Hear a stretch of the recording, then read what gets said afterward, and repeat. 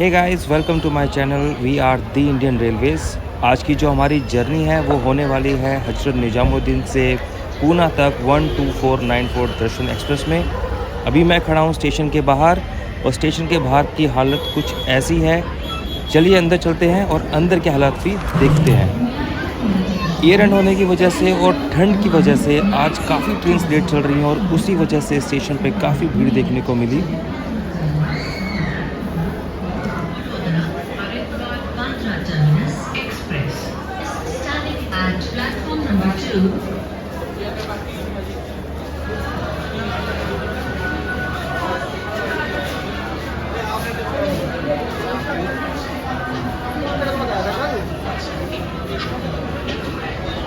Platform पे उतरते समय मैंने देखा हमारे सामने से बेंगलोर राजधानी का डिपार्चर हो रहा था।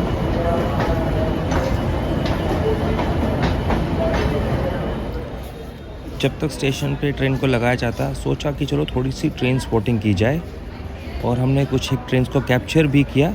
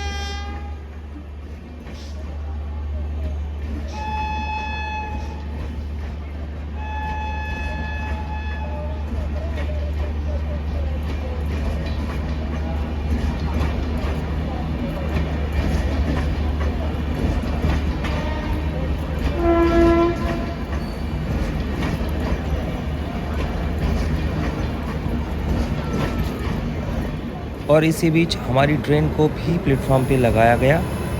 ट्रेन को 1 घंटा पहले प्लेटफॉर्म पे लगाया गया, जो कि बहुत कम देखने को मिलता है। ट्रेन की कंडीशन ठीक ठाक थी।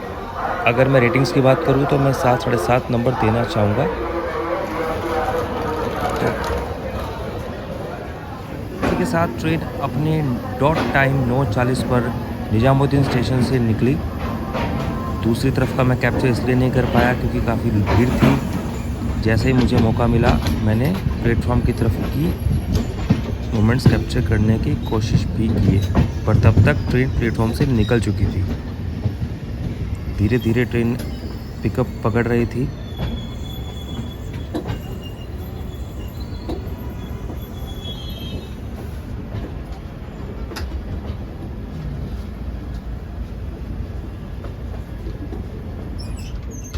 तुगलकाबाद आउटर पे अचानक से ट्रेन की चैन पुल की गई, जिसकी वजह से हमें 10 मिनट वहाँ पे वेट करना पड़ा। 10 मिनट के बाद ट्रेन दोबारा से धीरे धीरे अपने गंतव्य की तरफ बढ़ने लगी।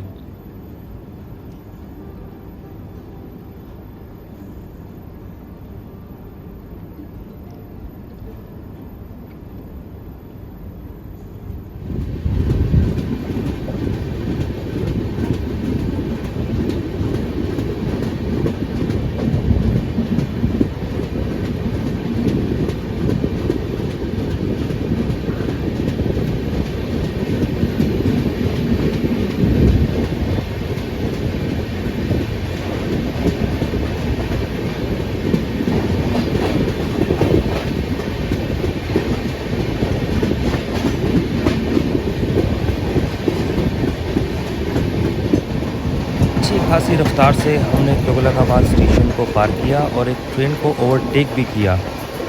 मेरे ख्याल से हमने गोवा एक्सप्रेस को ओवरटेक किया, जो आज 6 घंटा देरी से चली थी।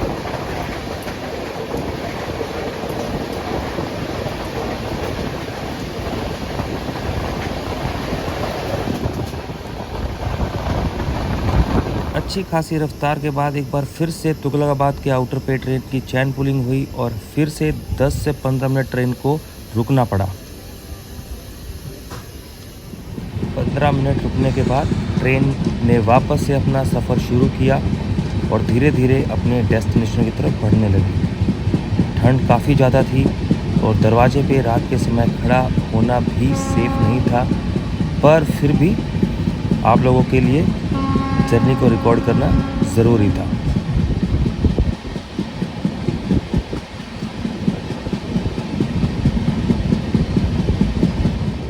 ट्रेन स्किप करने वाली थी फरीदाबाद स्टेशन को।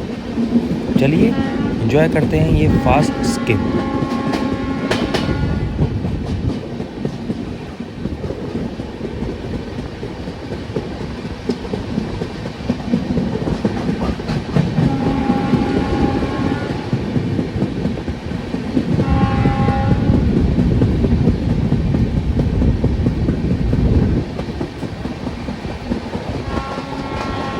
यहाँ पे हमारी क्रॉसिंग होती है मंगला लक्षद्वीप एक्सप्रेस से।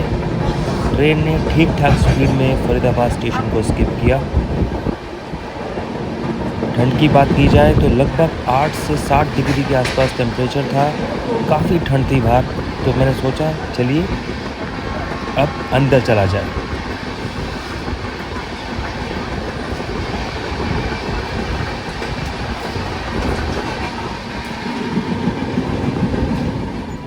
और इसी के साथ एक बार फिर ट्रेन की चैन पुलिंग हुई असाउटी स्टेशन पर। कारण बताया जा रहा था कि स्लीपर कोचेस में काफ़ी वेटिंग या अनरिज़र्व वाले लोग चढ़ गए थे, जिस वजह से जिनकी सीटें रिज़र्व थी वो काफ़ी तकलीफ़ महसूस कर रहे थे। ट्रेन खड़ी रही और काफ़ी ट्रेन्स ने हमारी ट्रेन को ओवरटेक भी किया, तो सोचा कि चलो क्यों ना ट्रेन स्पॉट की जाए।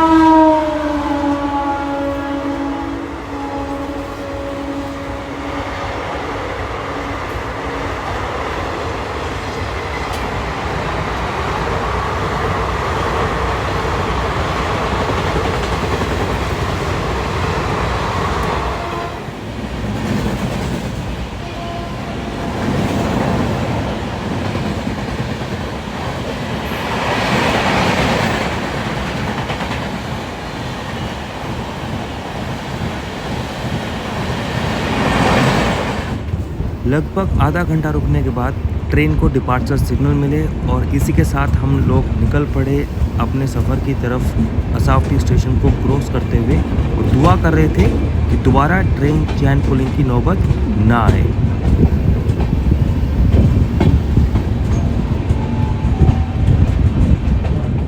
सुबह जब मेरी आँख खुली तो हम लोग रतलाम के आउटर पे थे। कोटा ट्रेन रात को 2.5 घंटा लेट पहुंची। ठंड काफ़ी ज़्यादा थी, उस वजह से ट्रेन लगभग 2.5 से 3 घंटा लेट हो चुकी थी। आपने देखा ही था पिछली रात को किस तरह से ट्रेन की चैन पुलिंग हुई 3 बार। वो भी एक वजह थी और ठंड तो वजह थी ही, जिससे ट्रेन लगातार लेट होती जा रही थी।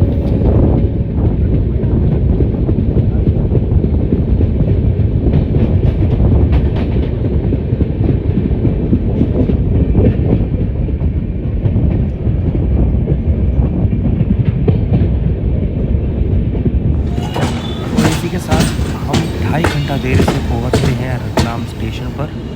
अभी ट्रेन धीरे धीरे रतलाम प्लेटफॉर्म पर एंट्री कर रही थी।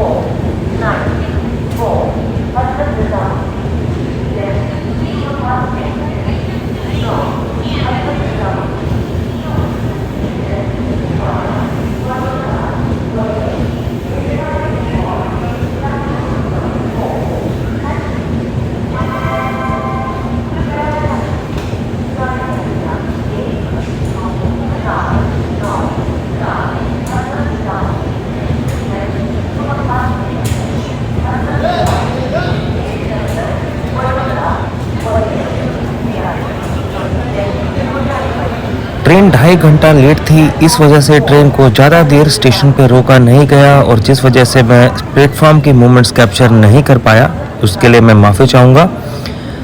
तो ट्रेन को 1 से 2 मिनट के बाद ही रतलाम से डिपार्चर दिया गया और ट्रेन धीरे धीरे अब वडोदरा की तरफ बढ़ रही थी क्योंकि अगला स्टॉप जो था वो वडोदरा होने वाला था।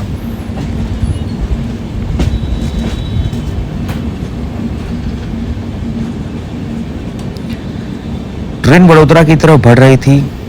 चलिए मैं आपके साथ शेयर करता हूँ कि मेरा ट्रैवल जो था कौन से कोच में था, कितना टिकट प्राइस था और टिकट बुकिंग कैसे मैंने करवाई थी। तो अब बताना चाहूँगा मेरा ट्रैवल जो था वो था सेकंड एसी में। मेरे को टिकट प्राइस पड़ा था 2400 रुपीज़ के around, note the exact amount, 2400 plus ही था। अगर बुकिंग की बात की जाए तो मैं रेकमेंड करूँगा जो भी इस ट्रेन में ट्रैवल करना चाहता है वो कम से कम 2 से 3 महीने एडवांस बुकिंग लेके चले, क्योंकि इस ट्रेन के अंदर बुकिंग ऑलमोस्ट फुल रहती है और आप कभी भी चेक करोगे तो आपको आरएसी या वेटिंग ही देखने को मिलेगी। तो मैं यही रेकमेंड करूँगा कि अगर आपको दर्शन एसी एक्सप्रेस से ट्रैवल करना है, जो कि अब एसी एक्सप्रेस नहीं रही, एक स्लीपर ट्रेन बन गई है बट सुपर फास्ट ट्रेन है, उसमें आप 2 से 3 महीना पहले रिजर्वेशन करवा के चले। तत्काल का मैं आपको कोई गारंटी दे नहीं सकता, मेरी रिकमेंडेशन रहेगी तत्काल के भरोसे ना बैठकर आप थोड़ा सा एडवांस बुकिंग करवाएं।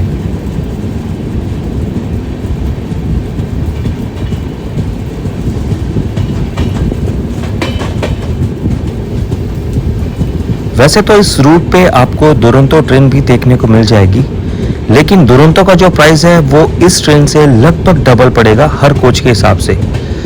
सफ़र का जो समय है वो दुरंतो का लगभग 19 से 19.5 घंटे है और बात करूं दर्शन एक्सप्रेस की तो यह ट्रेन भी 19 से 19.5 घंटे का समय ही लेती है। फ़र्क जो है वो सिर्फ एक स्टॉप का है। तो अगर आपको अर्जेंसी में जाना है तो आप दुरंतो से भी टिकट बुक करवा सकते हैं, बट अगेन दुरंतो में आपको डायनामिक प्राइसिंग भी मिलेगी, लेकिन दर्शन एक्सप्रेस जो कि अब एक नॉन एसी ट्रेन हो गई है उसमें डायनामिक प्राइसिंग जैसा कुछ नहीं है। तो आप दोनों ट्रेनों को रेकमेंड कर सकते हैं। बस एक फ़र्क जो है वो ये है कि दुरंतो ट्रेन का जो पूना अराइवल है, अगर आप पूना तक सफ़र कर रहे हैं तो वो सुबह 2 बजे पूना पहुंचती है और दर्शन एक्सप्रेस ये पहुंचती है शाम को लगभग 6:30। अगर थोड़ा बहुत लेट हो भी जाती है तो 7 साढ़े 7 तक आप आराम से पूना स्टेशन पहुंच सकते हैं। ये मैं रेकमेंड करूंगा उन लोगों के लिए जिनका सफ़र पूना तक होने वाला है। चलिए, ट्रेन ने काफ़ी अच्छी रफ्तार यहाँ से पकड़ ली थी रतलाम से निकलते ही, और ये कुछ घाट सेक्शन मैंने कैप्चर करे। इंजॉय करते हैं इन घाट सेक्शन मोमेंट्स को।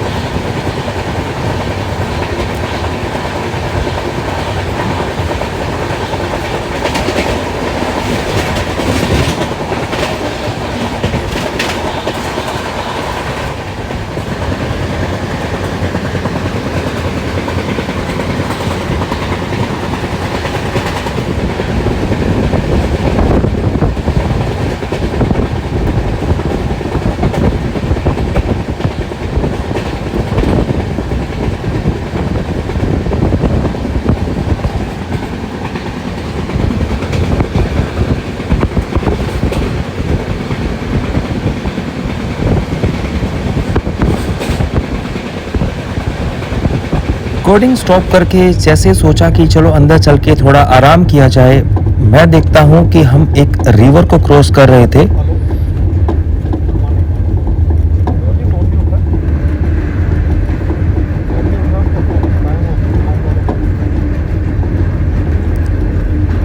नदी का पानी ठीक ठाक साफ था, बाहर का मौसम भी काफ़ी अच्छा हो चुका था, अब भीनी भीनी धूप भी निकल आई थी।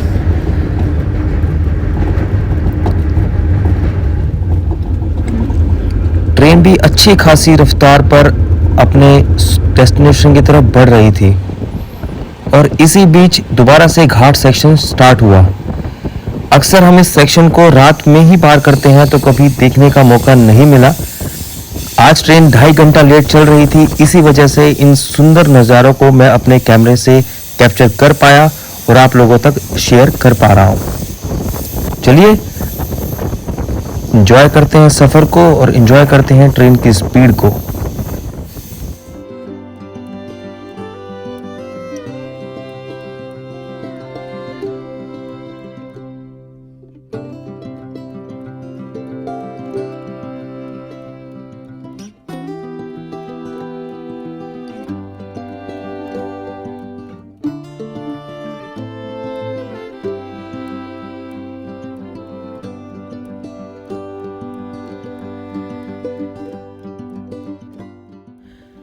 घाट सेक्शन को पार करते वक्त एक वक्त ऐसा भी आया कि हमको एक टनल को भी क्रॉस करने का मौका मिला। तो चलिए देखते हैं टनल की क्रॉसिंग।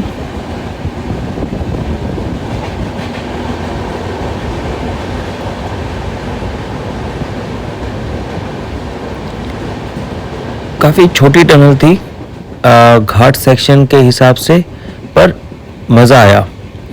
टनल को क्रॉस करते ही हम लोगों को स्किप करने वाले थे पंच पिपलिया स्टेशन को। ट्रेन की जो स्पीड थी वो ठीक ठाक ही चल रही थी, जितनी ट्रेन की एक्सपेक्टेड स्पीड है उतना अभी तक देखने को नहीं मिला था एक बार भी। उम्मीद कर रहे थे शायद आगे यह देखने को मिले।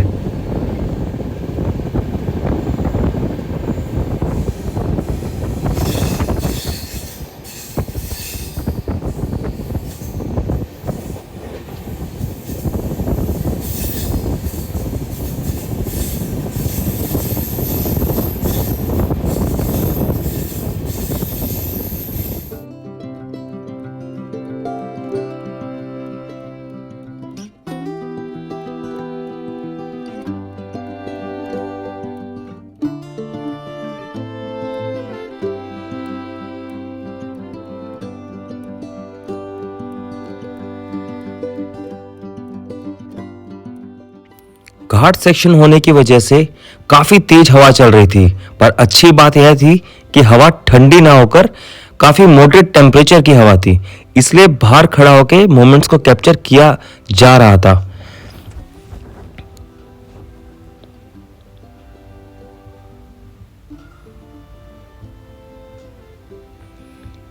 इसी बीच दूर से आती दिखाई दी हमको एक ट्रेन, जिसको अब हम क्रॉस करने वाले थे।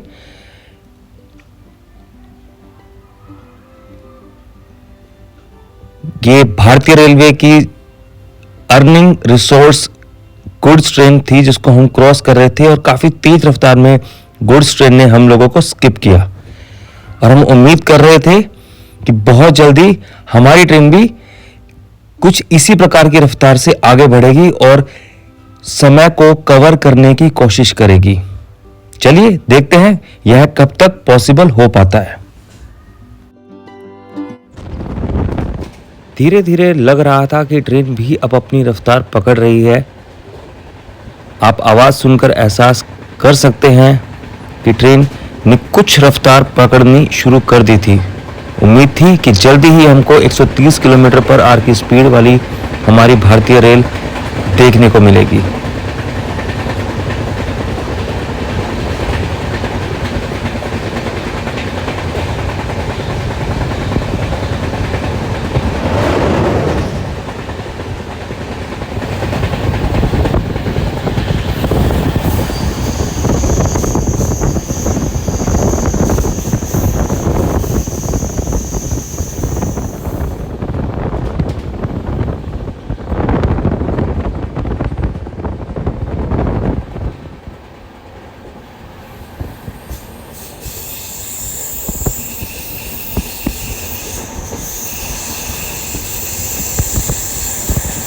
एक अच्छे खासे रन के बाद अचानक से ट्रेन दाहोद स्टेशन पर रुक गई। यह इसका ऑफिशियल स्टॉप नहीं था, बट ट्रेन यहाँ किस वजह से रुकी इसका रीज़न नहीं मालूम था। बट 3-4 मिनट के बाद ट्रेन को दाहोद से भी रवाना कर दिया गया।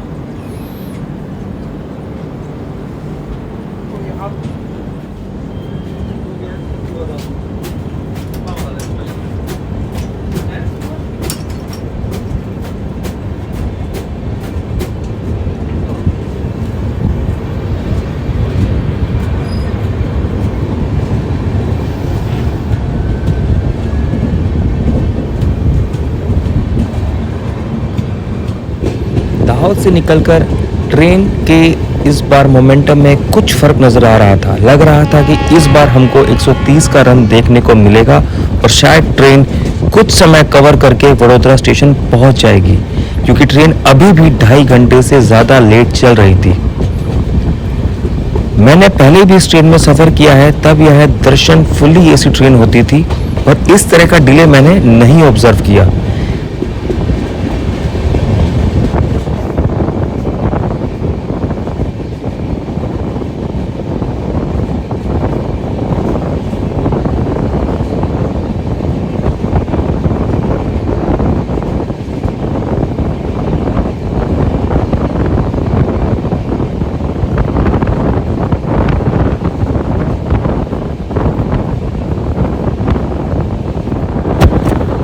हवा काफ़ी तेज़ चल रही थी, जैसा कि आप रिकॉर्डिंग में आवाज़ भी सुन पा रहे होंगे, लेकिन अब हवा ऐसी थी कि हम बाहर खड़े होकर रिकॉर्डिंग आसानी से कर पा रहे थे। मौसम में अब उतनी ठंडक नहीं रही थी, क्योंकि हम लगभग गुजरात में घुस चुके थे। छोटे छोटे स्टेशंस को स्किप किया जा रहा था, लेकिन स्पीड अभी भी उतनी नहीं थी जितनी कि एक्सपेक्टेड थी और हम उम्मीद कर रहे थे कि शायद आगे हमको 130 किलोमीटर पर आवर का रन भी देखने को मिले। अब उम्मीद भी काफ़ी कम हो चुकी थी कि ट्रेन अपना टाइम कवर कर पाएगी, बट चलो देखते हैं कि कितना समय कवर हो पाता है वडोदरा स्टेशन तक।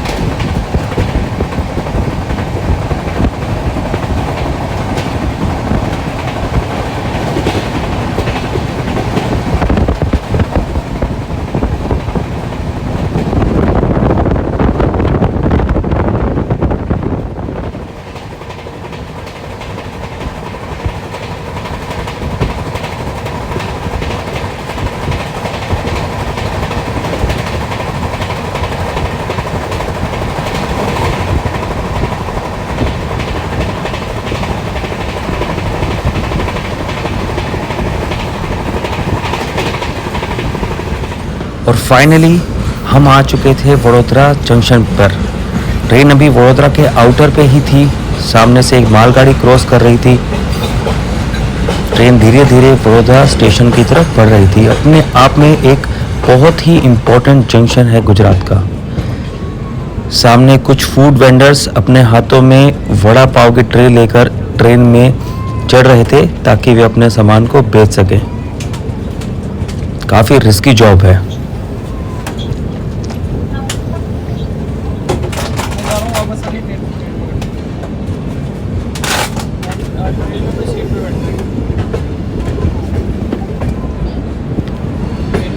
पैसेंजर्स के उतरने की वजह से मैं अराइवल तो कैप्चर नहीं कर पाया, बट अब हमारी ट्रेन वडोदरा स्टेशन पे खड़ी थी। सामने से कोई तो ट्रेन वडोदरा स्टेशन पर अराइवल हो रहा था। स्टेशन की बात की जाए तो काफ़ी चहल पहल थी स्टेशन पर। मौसम भी काफ़ी गर्म हो चुका था गुजरात पहुँचते पहुँचते।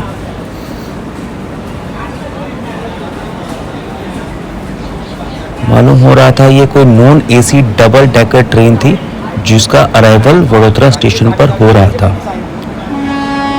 और इसी के साथ 2 मिनट के स्टॉप के बाद हमारी ट्रेन का वडोदरा स्टेशन से भी डिपार्चर हो गया। क्योंकि ट्रेन लेट चल रही थी तो आज ज़्यादा देर के स्टॉप किसी भी स्टेशन पर नहीं थे।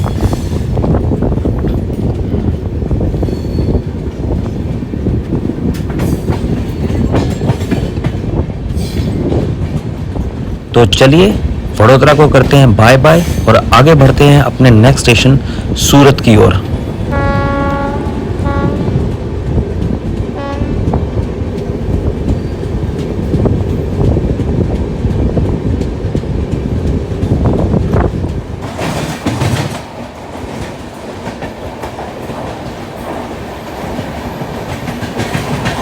वडोदरा क्रॉस करने के बाद मैंने सोचा चलो थोड़ी देर आराम किया जाए, पर जब मेरी आंख खुली तो हम ऑलरेडी सूरत स्टेशन पे पहुंच रहे थे।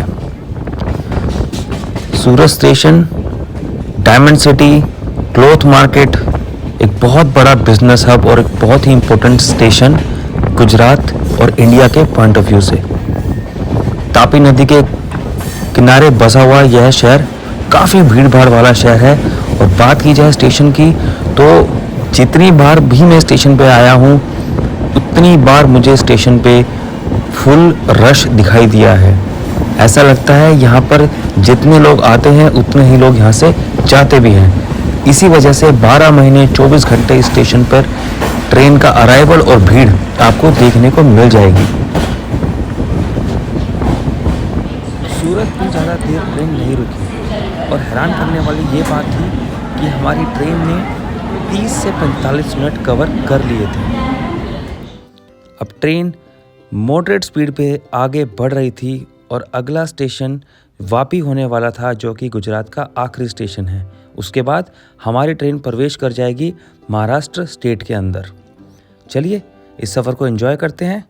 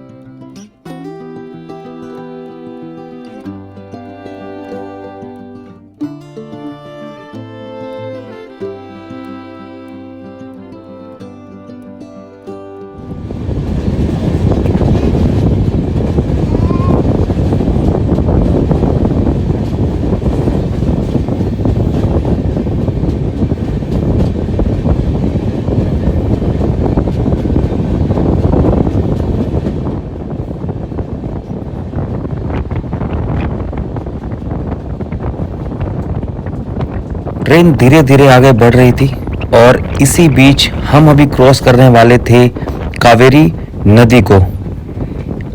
यह नदी 2 भाग में बहती है, तो अभी हम जो क्रॉस कर रहे थे वो नॉर्थ कावेरी है।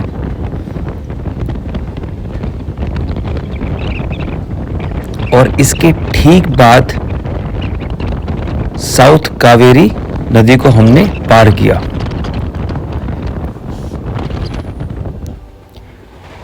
अगर इंडियन ज्योग्राफी की बात की जाए और उसको क्लोज से ऑब्जर्व करना हो तो मेरा मानना यह है कि भारतीय रेलवे से बढ़िया साधन कोई नहीं हो सकता।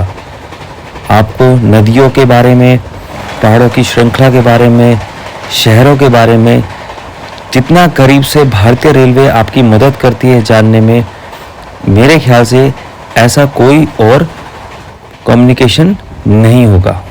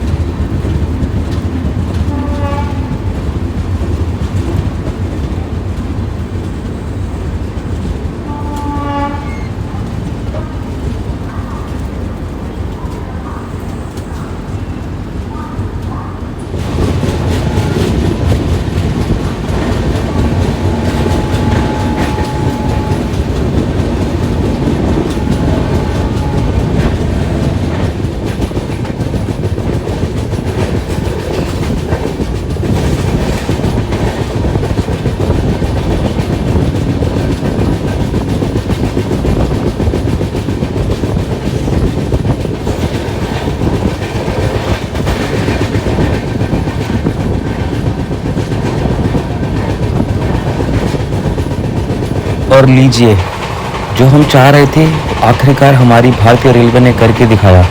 ट्रेन की स्पीड 128 के अराउंड थी। काफ़ी तेज़ स्पीड में ट्रेन अब आगे बढ़ रही थी और थोड़ी सी उम्मीद की किरण भी जग रही थी। चलिए देखते हैं ये मोमेंटम कब तक मेंटेन रख पाते हैं।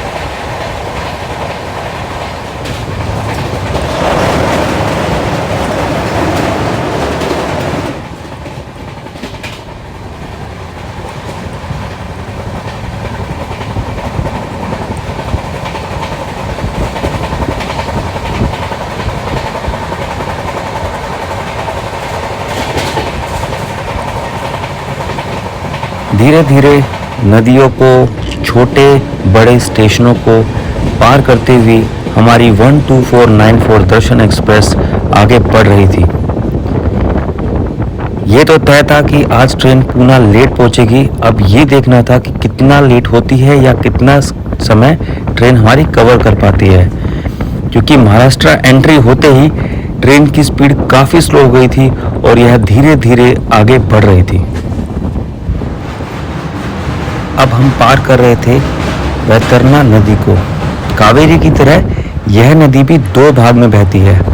अभी हम जिसको पार कर रहे हैं यह है नॉर्थ वैतरना रिवर। काफ़ी विशालकाय रिवर है और पानी का फ्लो भी काफ़ी ही तेज था। बात की जाए तो पानी काफ़ी साफ था।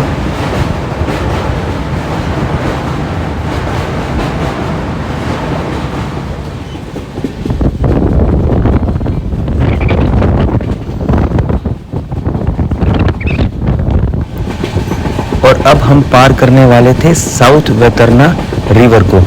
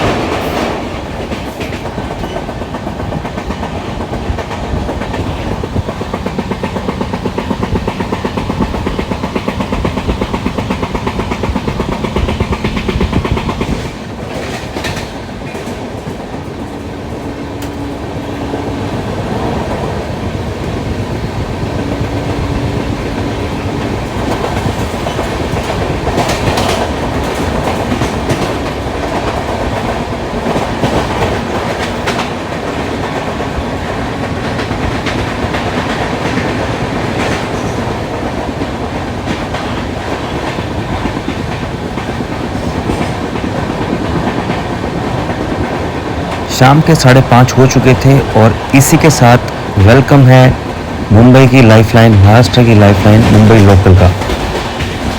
लोगों को उनके घर पहुंचाने या दफ्तर पहुंचाने में उनकी सबसे बड़ी सहयोगी, क्योंकि अब हमारा सफ़र महाराष्ट्र में होने वाला था तो हमको लोकल ट्रेन्स देखने को मिलेंगी। इसी के साथ हमारा अराइवल हो रहा था वसई रोड पे, जो कि महाराष्ट्र का पहला स्टेशन है।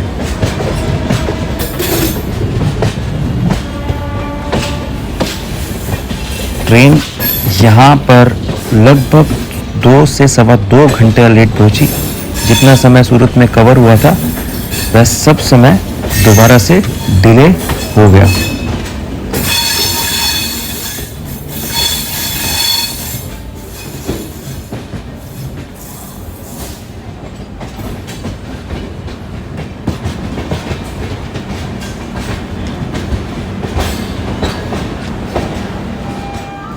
वसई रोड पर हमारे से पहले काकीनाडा पोर्ट से भावनगर चलने वाली ट्रेन खड़ी थी और अब यह ट्रेन हमारे आगे आगे चलने वाली थी, क्योंकि इस ट्रेन को भी वाया पूना होकर ही जाना था।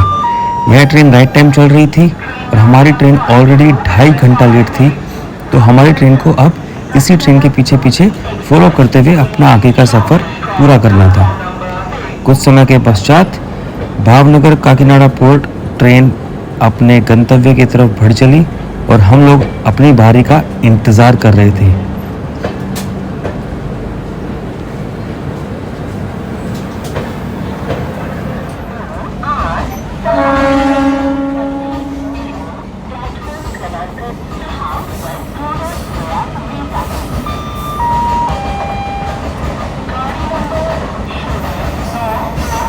अच्छे खासे हॉल्ट के बाद फाइनली हमारी ट्रेन वसई रोड से बढ़ चली। अगला स्टेशन होने वाला था कल्याण जंक्शन, जिसमें अभी बहुत समय था।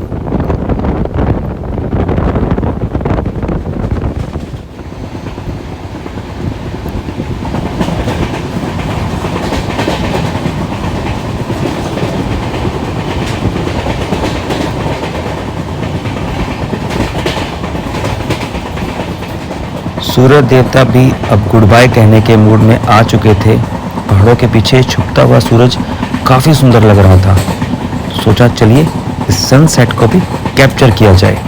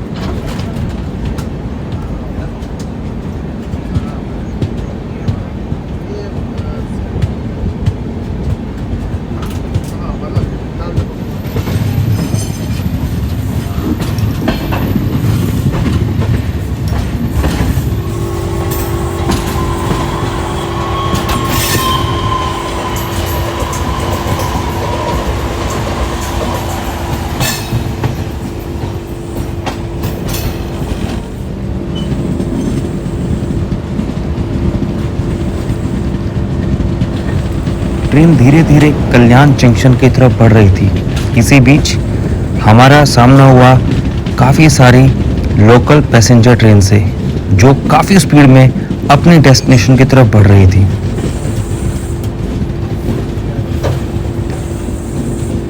अब हम पार कर रहे थे कॉपर स्टेशन को। यह हमारा स्टॉप तो नहीं था, लेकिन ट्रेन यहाँ से काफ़ी धीरे धीरे आगे की तरफ बढ़ रही थी।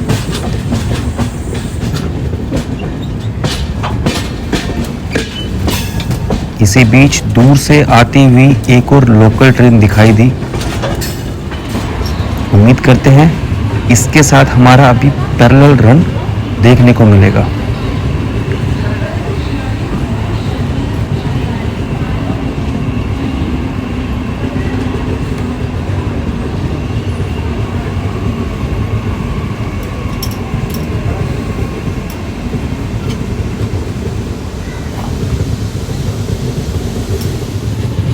और इसी के साथ जैसा हम उम्मीद कर रहे थे वैसा ही हुआ। लोकल ट्रेन के साथ हमारा पैरेलल रन देखने को मिला। शुरू में लोकल ट्रेन हमसे आगे निकल रही थी, पर धीरे धीरे हमारी ट्रेन ने भी रफ्तार पकड़ी।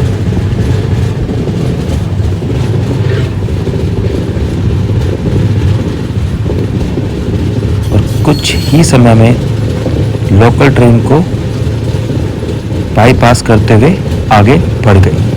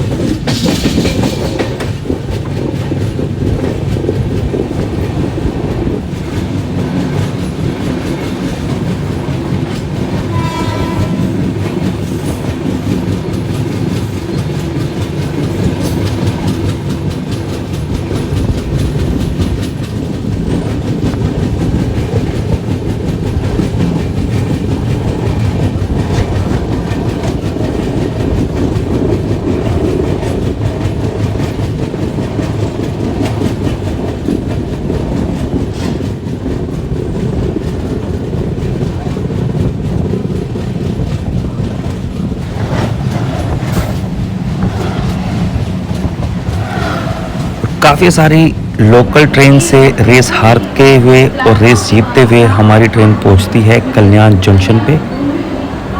ट्रेन अब लगभग 3 से सवा 3 घंटे लेट हो चुकी थी और आगे के घाट सेक्शन जो हम कैप्चर करने की उम्मीद कर रहे थे, अब वह उम्मीद बिल्कुल ख़त्म हो चुकी थी, क्योंकि आगे आने वाले घाट सेक्शन पूरा अंधेरे में आने वाला था। कल्याण जंक्शन भी ज़्यादा देर न रुकते हुए ट्रेन को आगे की तरफ रवाना कर दिया गया। अब अगला जो non official but technical halt था वो था करजत। ट्रेन धीरे धीरे पूना की तरफ बढ़ रही थी। बताना चाहूँगा, जब यह ट्रेन फुल एसी ट्रेन थी तब यह ट्रेन निजामुद्दीन से पूना तक ही चलती थी हर फ्राइडे को, और संडे यह ट्रेन वापस आती थी पूना से निजामुद्दीन स्टेशन। 19 से 19.5 घंटे का इस ट्रेन का सफ़र होता था, और अब यह ट्रेन को एक्सटेंड कर दिया गया है मिराज तक। हमारा जो सफ़र है वो पूना तक होने वाला था, और अब हम मोबाइल में और अपनी वॉचेस में देख रहे थे कि कितना जल्दी और कितना लेट हम पूना पहुंच पाते हैं।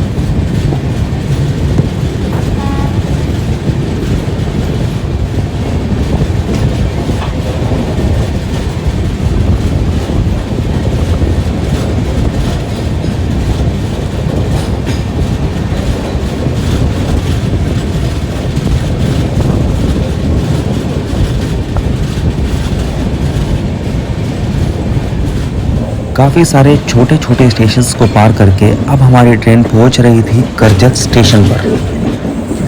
यहाँ पर पहले से ही काकीनाडा पोर्ट भावनगर ट्रेन, जिसने हमको वसई रोड पे स्किप किया था, वो आ चुकी थी। टेक्निकल हॉल्ट करजत इसलिए है क्योंकि यहाँ पर बैंकर लोकोमोटिव लगाए जाते हैं जो कि ट्रेन की मदद करते हैं घाट सेक्शन को पार करने में। हमारे बैंकर लोकोमोटिव्स भी हमारा वेट कर रहे थे।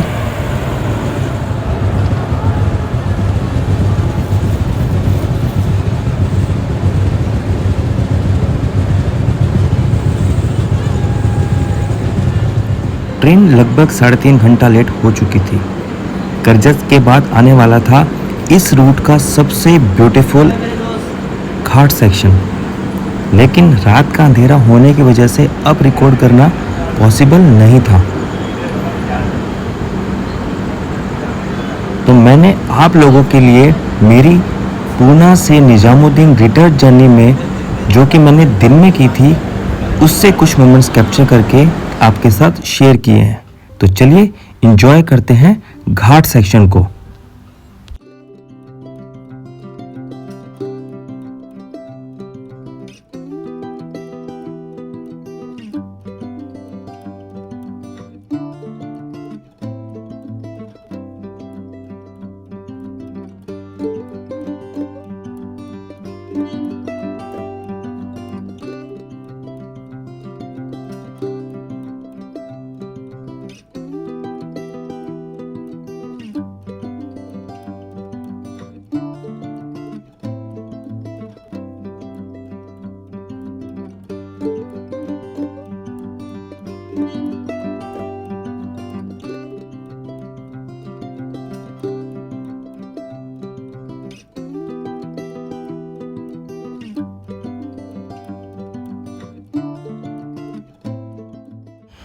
छोटी बड़ी टनल्स को पार करते हुए इस घाट सेक्शन से हमारी ट्रेन गुजर रही थी।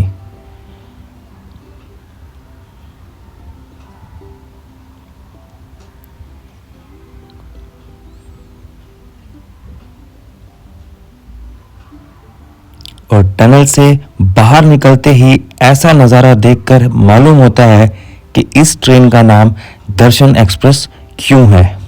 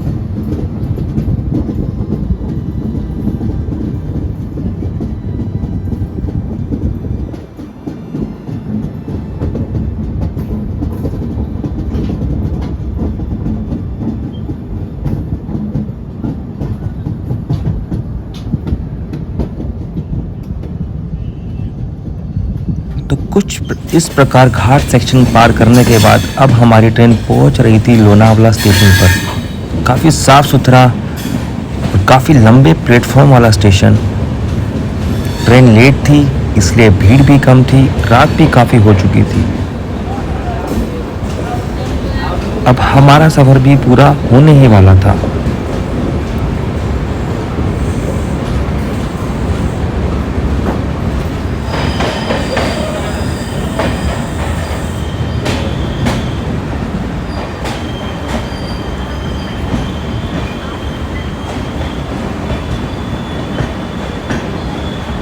लोनावला के बाद अगला स्टॉप होने वाला था पूना जंक्शन।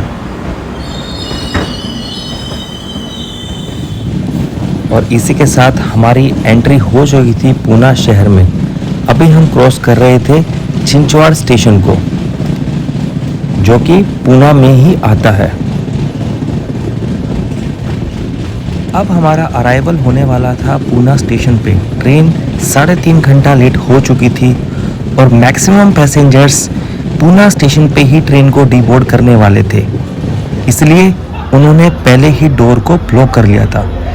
तो लीजिए पूना स्टेशन के कुछ मोमेंट्स जो मैंने अपनी रिटर्न जर्नी दर्शन एक्सप्रेस में कैप्चर किए थे आप लोगों के लिए। तो इस जर्नी में इतना ही था। आई होप आपको मेरे साथ इस जर्नी में मज़ा आया होगा। और ट्रेन के कंटेंट के लिए please like, subscribe my channel we are the Indian Railways and comment. तब तक के लिए ज़िंदगी के सफ़र में I wish you a happy journey. Stay safe, good bye.